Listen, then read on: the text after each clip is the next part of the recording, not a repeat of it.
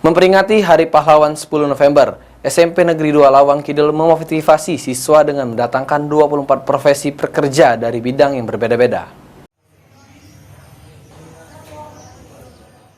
Memperingati Hari Pahlawan 10 November, SMP Negeri 2 Lawang Kidul Kabupaten Muara Enim mendatangkan 24 motivator dari berbagai profesi pekerjaan dan membagikan pengalaman kepada siswa di setiap kelas agar termotivasi memilih cita-cita sesuai keinginan untuk masa depan.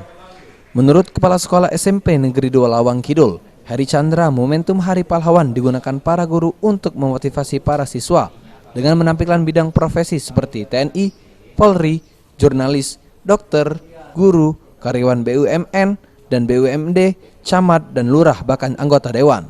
Seluruh bidang profesi yang didatangkan ini diwujudkan sebagai pahlawan masa depan untuk membangun bangsa dengan kemampuan di bidang masing-masing. Yang kami lakukan itu berdasarkan menjadi pahlawan inspirasi. Kami mengundang profesional untuk mengajar di sekolah kami, berbagi cerita kepada murid saya untuk mereka meraih cita-cita mereka.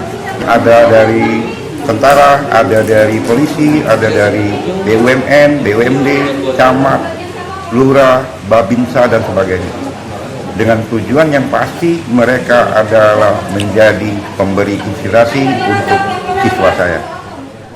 Salah satu siswa mengungkapkan dari berbagai profesi yang masuk ke kelasnya, Nurul tertarik dengan profesi dokter karena dianggap bisa menolong orang banyak. Oleh karenanya dirinya akan giat belajar agar bisa mewujudkan cita-citanya dan membangun negeri.